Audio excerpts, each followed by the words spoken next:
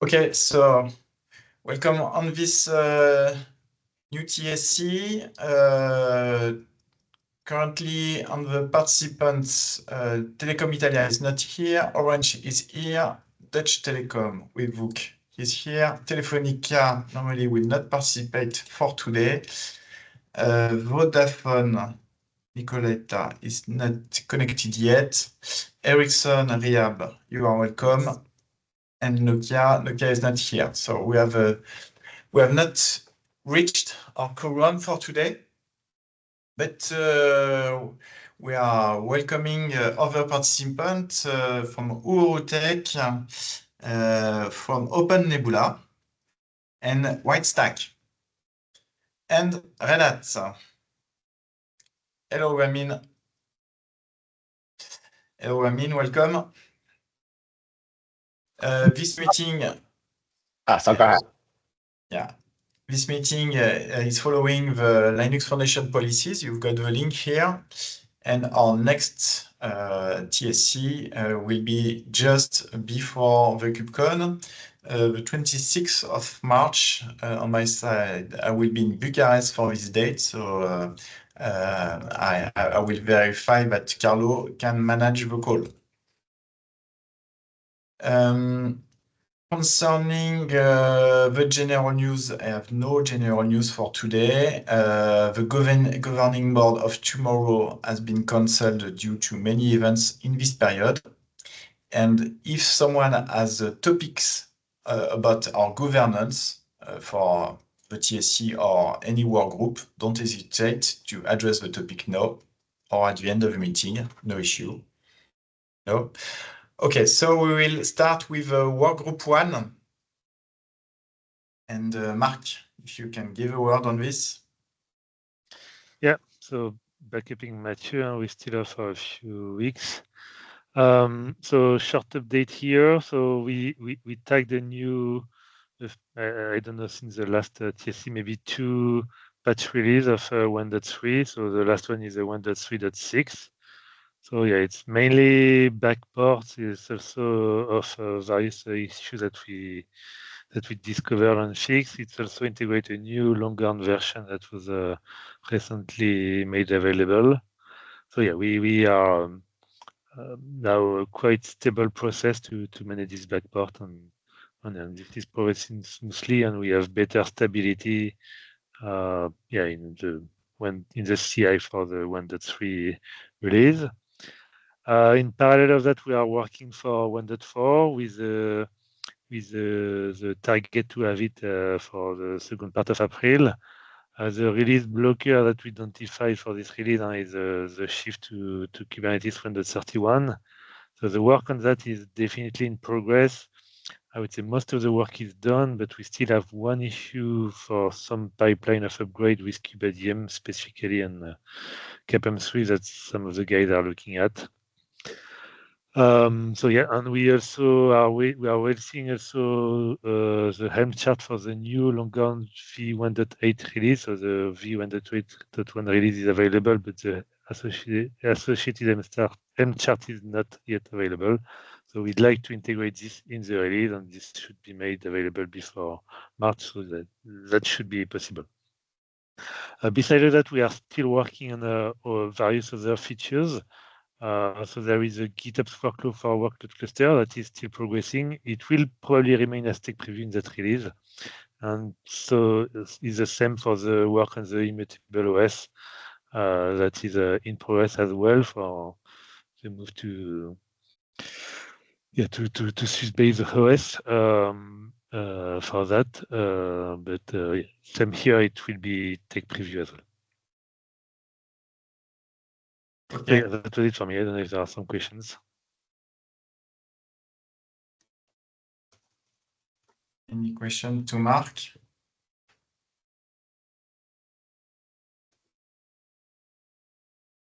I think after we have the sharing, I don't know if you want to manage it at the end or the sharing and canonical integration.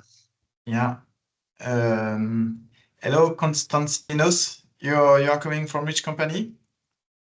Hello, I'm with Canonical. Okay. We were supposed to give a presentation today, but sorry about being late. We were waiting on a different meeting URL. Okay, so Okay. so let me bring my team and give me 2 seconds. Okay, so you can do the presentation at the end of the meeting, so you can have time to. Okay. That's perfect. Thank you. Okay, so effectively, here the aim is to share the progress on the Kubernetes canonical integration within the workgroup 1. We'll do it at the end of the meeting. Concerning workgroup 2, so Luis is not here. He asked to Samuel if you can manage the update. Yeah, I'm here. So yeah, in backing up Luis as he's not available. So what we have done for the past period, we have made the backlog evolving with 4 validations. 2 are ongoing. F5 on Orange Validation Center, and Druid on Telefonica Validation Center, and the 2 others are waiting. They will be covered after. We are also working with the workgroup 1 as we will make some new tests to evaluate the service impact of upgrades. So we are working with workgroup 1 in order to have a version of Sylva that will support platform upgrade without impact. And that's the work with the workgroup 1. We are doing as well some work with the workgroup 3 on security. So we have the list of guidelines now, and we will have to develop some scripts in order to make all the verification for those security topics. So we'll call for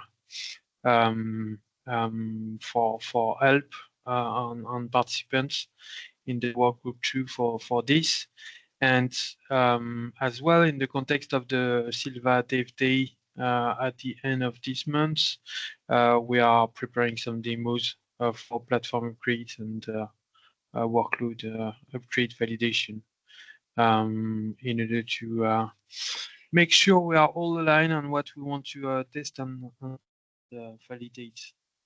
Now, for next things to come, so we have the workloads to validate in the backlog, as I mentioned, and we have to complete as well 2 different things. The first one is the security reports that I mentioned, and the validation on security with the help of 6Win and Druid workloads that we are working with. And finally, we are preparing the workload upgrade as well, validation and the demo.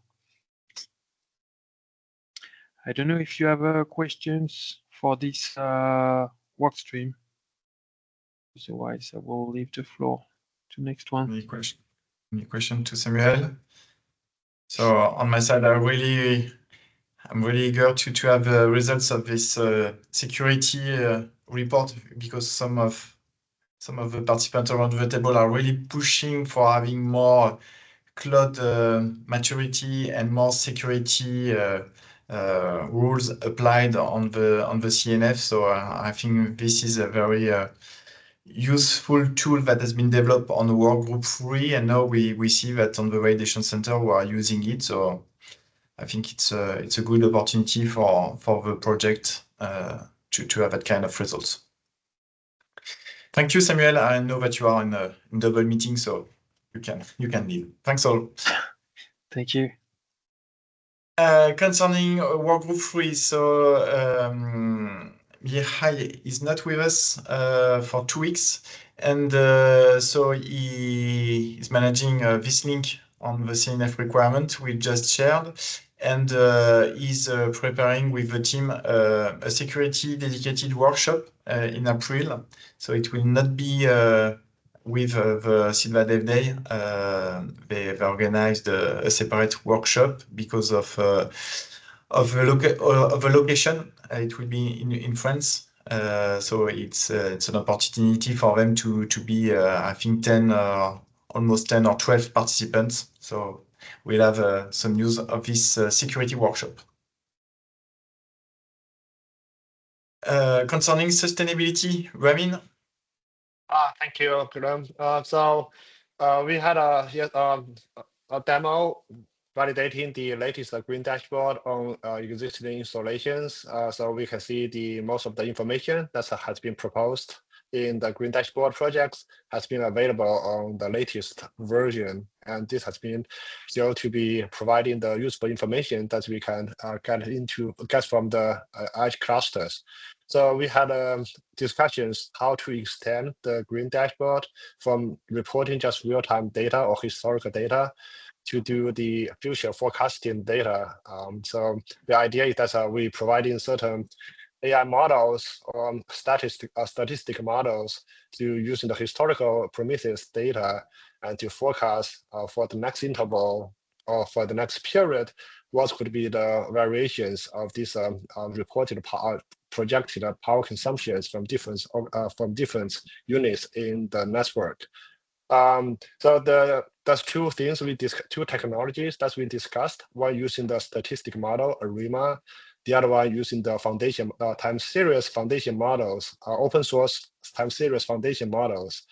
Both of these approaches has its pro and con. The nice thing is that we can encapsulate all these models in a single service, and then integrate that service to Grafana, which is actually renders the green dashboard. So we get some feedbacks on that developments. Some of the potential issues, including the transient workloads that will happen over the cluster, and the other one is potentially could be white noise like workloads in that background as well. So I think some of the actions are taken by the communities to evaluate the existing workload in the production system and get more data points that we can use for pointing the future directions. So which we will continue to discuss in the next meeting. Okay, many thanks, Ramin. On this, concerning the dashboard, do you want to organize soon a demo to the TSC on the green dashboard, or do you prefer to have also the forecasting metrics integrated? So perhaps in a second step, what is your preference? I would prefer to have two capabilities. The green dashboard is in a very nice position already. So the extension is something that we are still developing. Actually, we are still investigating the feasibility and then developing. If we are going to demo, I would say let's have if you're using a time slot in one of the TSC meetings, for example, we can use 60% of the time, work through the green dashboard, and then using the remaining 30% time to present the future directions, including the forecasting capabilities. What I believe is that the forecasting capabilities may not just be relevant to sustainability. It could be also an opportunity to collaborate for operational management in other work group as well. If we are able to, have certain synergies on these directions, potentially this is something we can expand beyond just the work group 4. Yeah, so it's also about the level of usage of hardware, not only about footprint emission, it's also FinOps, I think. Yeah, and operations. Okay. Exactly. So I thought, some of the derivative of the forecasting is that you can auto scale based on forecasting, or just pre-allocate resource based on forecasting to make a high availability and resource optimization on that idea. Okay, so ask me if you want to, and Carlo, if you want to have a slot on the 26th of March on this topic. Okay, I will I will just get back to the group and then ask you for demo slots. Thank you. And our communication and adoption work group, André. Sorry, I have a short question here. Is Yeah, there any wiki of page course. where the details of this work group are documented? For example, the roadmap or the minutes of the meeting or how to join the meeting? Because I could not find it on the GitLab repository.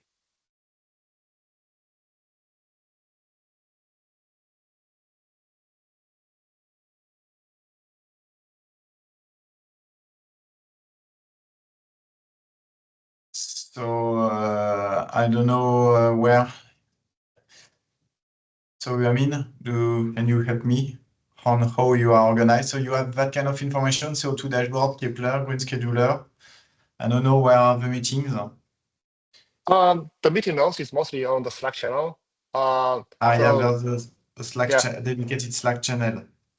Yeah, so we could definitely add a page on the wiki page to documents what we have been running into in the meetings. Yeah, that would be really nice if there is a page mentioning, for example, how to join the meetings and what are the minutes of meetings. It's also easy to follow. All right. Would you mind just ping me after the meeting on Slack so we can share the information with you directly? Sure. Thank you. Thank you. You're welcome. I mean, you can pass the channel link in the IM. Okay. Other questions to Wamin? No? Thank you, Wamin. So concerning the communication and adoption work group, André? Hi, Guillaume. Thank you. So, well, in the done, it was here, Guillaume, that last week was on MWC with Suze. I also received some feedback on the project on Sylva, as people be asking around. So this is very good news. The project is being talked more and more, even in podcasts. People are talking about Sylva, and which is very good because they are talking positively about the project. So what we are going to do next, we are preparing Sylva Dev Days at the end of the month. We currently have 37 participants from 14 companies. We are still in time to register to the event, and we are also going to participate, of course, in Cloud Native Telco Day, in the KubeCon, and we are looking for a speaker in the Birds of Feather of Linux Foundation Europe. It's a talk that the projects share, and it's a 50-minute talk in terms of all the projects from Linux Foundation that they share what were the achievements. We are still seeing who is the speaker, so also everyone that want to volunteer, we are gathering volunteers for the speakers, and it's going to have in KubeCon also a keynote with Tom from Vodafone and Philip Besage from Orange, and we are also doing the participation. It's not here, but we are going to put in the next part in the participation of the White Stack, that is a hybrid event. What means this hybrid is that people can be physical there in the US and also in the other in Europe, but also can be virtual to do the speaking, and we are aligning with them the part of how we are going to participate and how we want to promote Sylva there. So a lot of events we've been pushing for this, but of course the most important event of all is Sylva Dev Days at the end of the month. So you are still in time to participate there. Any questions? I have not catch the last event you mentioned, André. It's White Stack. I can forward you the email. Me and Naomi, we are talking with Gabriela from White Stack. Yeah. It's White Stack, like the company of Luis Vega, or is something else? Luis, that is on the call. Luis on the call. Luis Vega from White Stack. I think so. Yes, Luis, you are from White Stack. Yeah, I think yes. Okay. Okay, yeah, good catch. definitely interested to have more information on this. Yeah, that's okay. So yes, it's the company from Luis. Okay, but Luis, it's from, we can read yes. you. We can read you. Yes, this is also a hybrid meeting, so you can be text or speaking, and we have an event in the Americas, and so it's going to be in the US and the other in Europe, and we are aligning our participation in this event. Okay. Nice to meet you, Luis.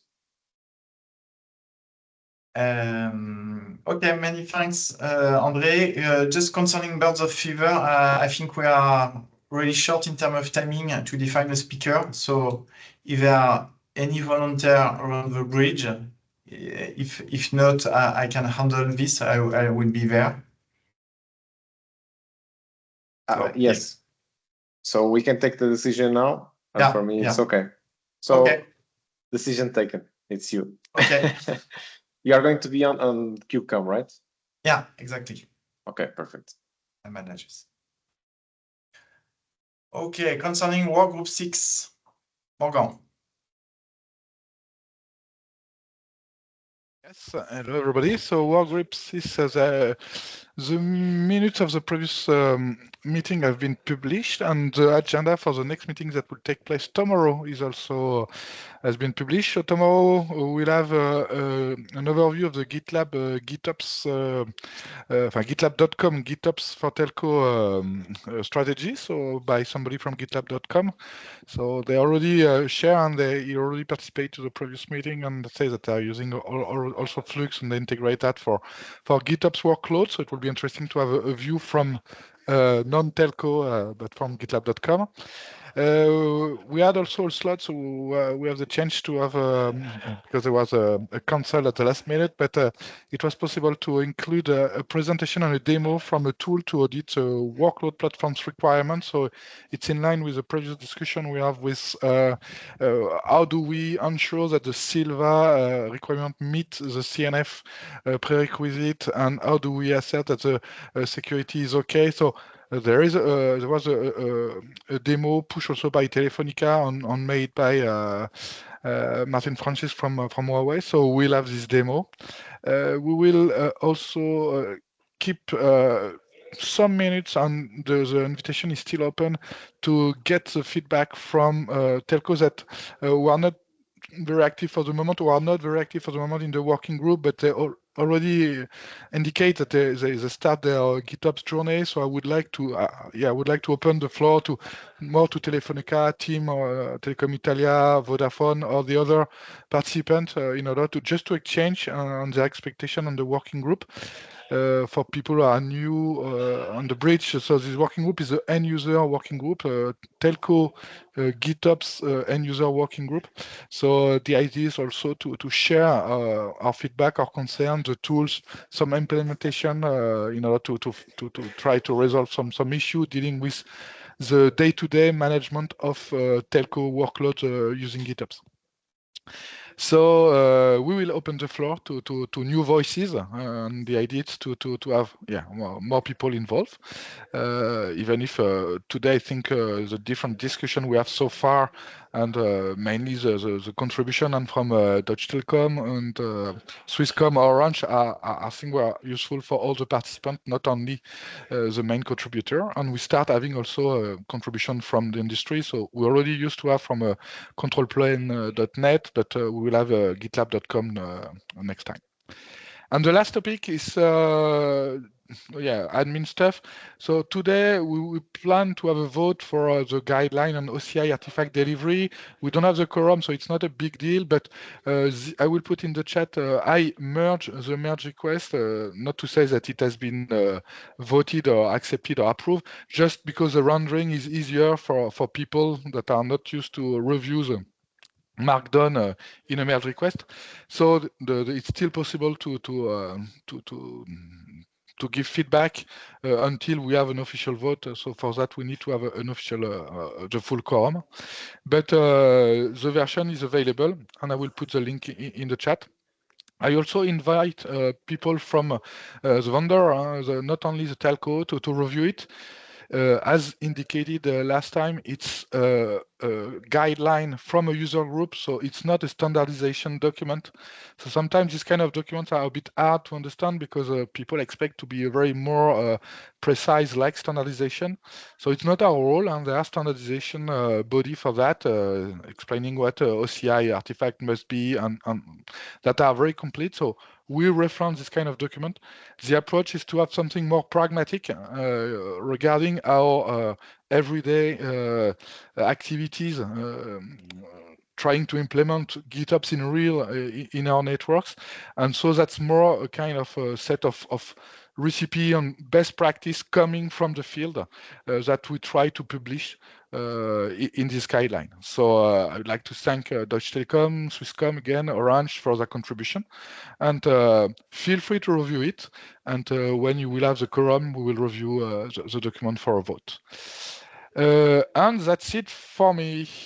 There will be a demo during the Sylva Day, so I will not be able to attend the Sylva Day, but there will be a demo mixing different, mixing working group 1, working group 6 about the deployment of CNF with upgrade of Sylva in the middle. So be ready. It will be a smashing demo, I'm sure. Yeah, with Oracle and Orange.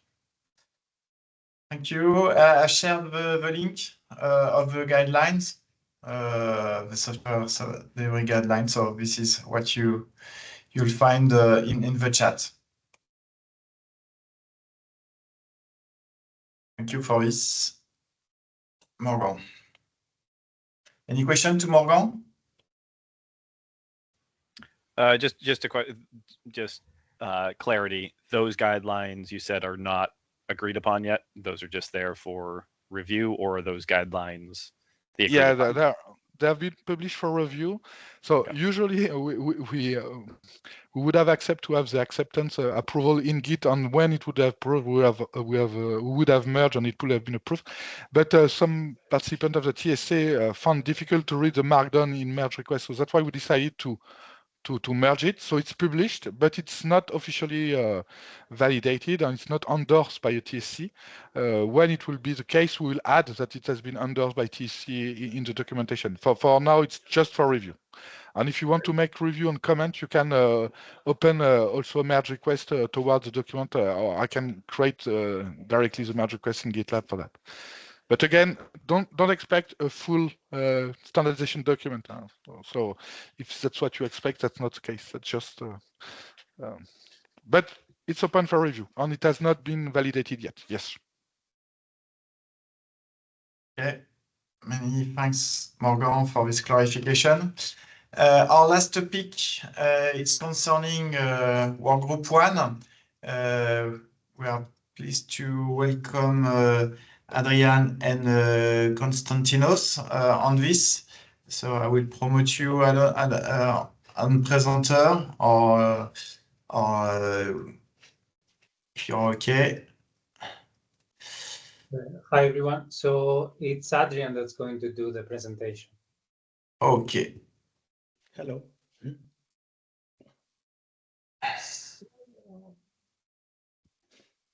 So should we start? Yeah. Okay.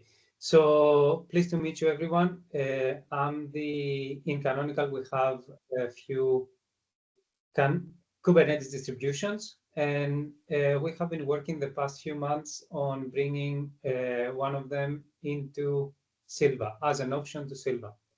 I'm the engineer manager of the team that ships the Kubernetes distributions, and Adrian has been doing the integration with Sylva. Adrian, the floor is yours. Sure, thank you. My name is Adrian. I would like to present the integration that we'd like to have with of Canonical Kubernetes with Sylva. So yeah, let me know if you can see my screen first. Yeah. Everything good? That's working. Okay, perfect, thanks. So as a generic info, we would like to integrate the Canonical Kubernetes cluster API provider, which is based on the Canonical Ubuntu Snap implementation. It's called K8s Snap. Everything is open source, available at these two links. I will share them later on the chat. So in regards with the Sylva framework, we'd like to integrate Canonical Kubernetes cluster API provider as a bootstrap provider and have it work at least at the beginning on a matrix with Metal 3 as the infrastructure provider. And as a timeline, we'd like to target the release for the first integration with Sylva 1.5. We have discussed this several times, so I think it would be the best way. Why? Because Canonical Kubernetes 1.32 is the stable version, and Sylva 1.5 will reach 1.32 in the 1.5 Sylva version. Yeah. So we've been working on this integration for the last 2 months. Currently, we have the integration with Sylva framework fully working. The CI is green with the Canonical Kubernetes 1.30, 1.5. We have management cluster, we have workload clusters working. The main idea of the integration is to be as frictionless as possible. So with the default settings and units, same workflow as the kubeadm or Rancher implementation. And we've also tested locally with all the extra Sylva units besides the default ones. Also locally tested with Canonical Kubernetes, the next version, 1.32. And yeah, the goal is to have the Canonical Kubernetes integration in Sylva 1.5 at some moment in the next cycle. Yeah, let me know if you have any questions. Yeah, have you planned to share us those pipelines and to present them? You mean these ones? Yeah. Yep. Yeah. Yeah. So yeah, these pipelines here are fully public. Let me show them. Sorry for the. Oops. Sorry for the mirror. So these pipelines are the let's say the default ones where the CI is deploying the management cluster, then a workload cluster, and then an update of the management cluster and a workload cluster is performed. And of course, the other, let's say, the integration tests, the functional tests are being run right afterwards, like CIS, kubescore, single sign-on, Thanos, and all the basic ones. We haven't disabled any checks. These are the default checks that are being done on all of the other implementations. Yeah. I also have a demo here with a management cluster and the workload cluster.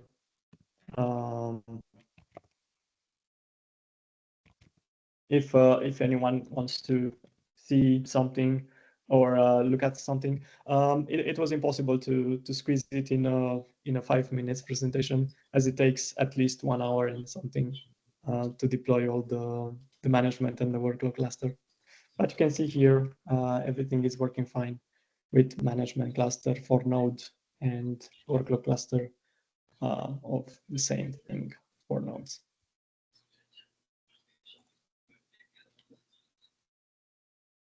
Yeah. Any other questions on this, or would you like to see something on the management or workload cluster?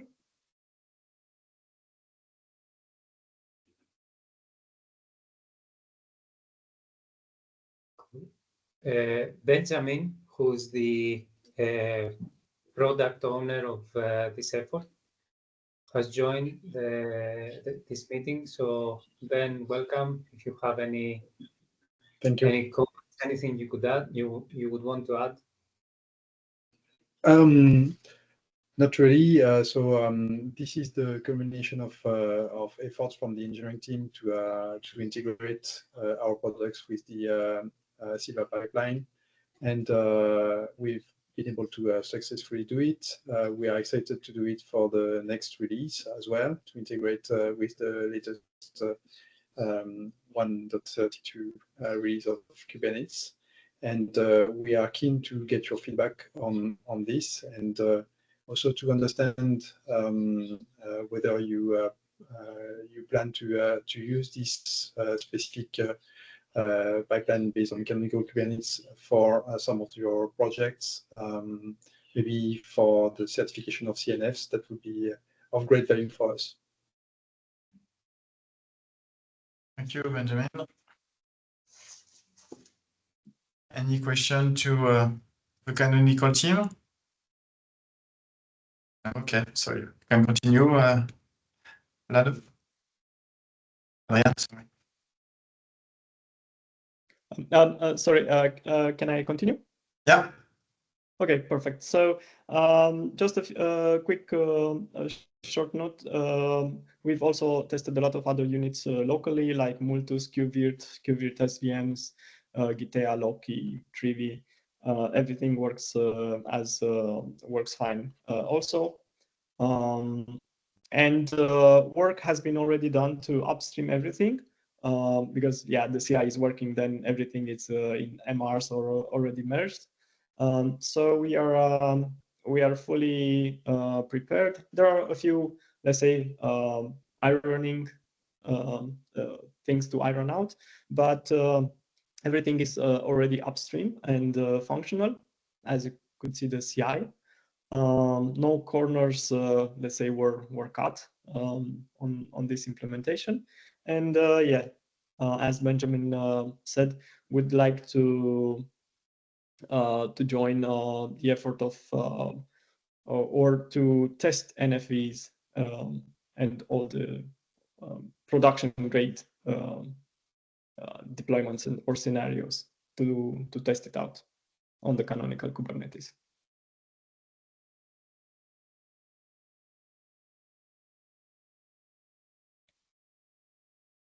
It's very clear.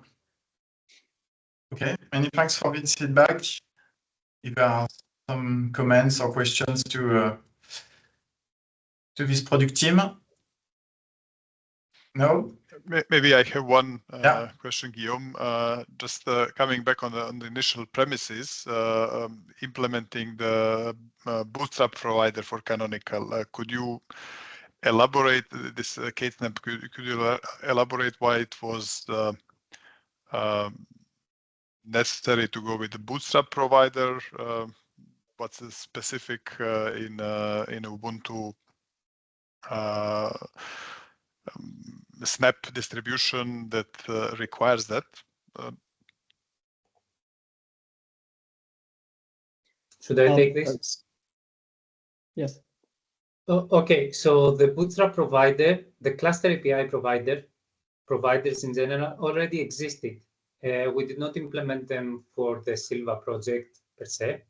They already existed. The part that we are working on is to integrate, is to have Sylva use these these canonical Kubernetes cluster API providers. As we said, these providers deploy canonical Kubernetes. Canonical Kubernetes is packaged, is a CNCF conformant Kubernetes distribution. It's not something that we came up with. It is practically the upstream Kubernetes packaged in a different way as a snap. Okay, what is a snap? A snap is a fat package practically. It is a package that allows you to bring all of your dependencies with you in a way that you can handle in a more efficient, more safe way upgrades. Okay, this is the main benefit that you get from snaps. Of course, in the way Sylva is set up, you handle this in a different level. You handle it through VM images, in which case, and we conform to that. We also have images that have inside our Kubernetes distribution. They are the Ubuntu images, and the full package should have the support of the official support of Canonical, which is 12 years. So this is the extra offering that we bring on the table. Did I answer the question? Yeah, yes, actually, I was not up to date with Bootstrap providers. That's already part of the copy. It's a rather newer thing, probably a couple of months old. So this was the reason why I was asking. Yeah. So the Bootstrap provider is more of a Sylva entity, more or less, because when you install the canonical Kubernetes cluster API provider, you have a Bootstrap provider and a control plane provider. So yeah, there are some terms that let's say are a little bit mismatching with the copy and what Sylva. Yeah. But I see now, I was just checking in the copy documentation, the canonical Kubernetes is now officially listed Bootstrap provider and control plane provider. So yes. Thanks. Yeah. So as you can see here, I don't know if you can see my screen right here. Have a Bootstrap controller and a control plane controller here. Yep. For basically, this is for kubeadm, for Canonical, for Rancher, for OpenShift. Yeah, it's the same architecture. Thank you.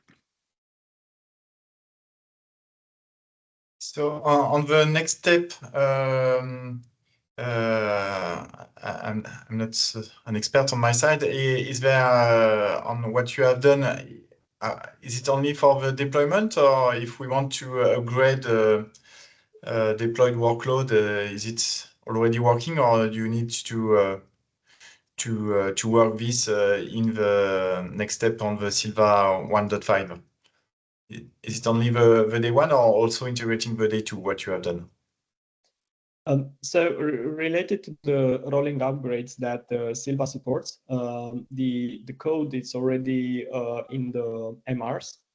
We have tested locally rolling upgrades, and we are. I just did yesterday a rolling upgrade, actually a downgrade from 132 to 131 to see if also that works, and it worked. So the Sylva integration has been done for upgrades as well. It's in the current MRs open. Okay, so in progress. Thanks, very clear. Well, we still have to run the pipelines, the Sylva pipelines, with the rolling upgrades on this yet, but it will be a next step. Yeah, of course, need to be in CI and to debug. That's live. Okay. Any question? No. Thank you. So the last word for this TSC. If there are any other comments or any remarks or expectation for the next one? No. Okay. So bye bye. Have a nice week. See you soon. Thank you. Bye bye. Thank you. Thank you. Bye. Thank you. Bye.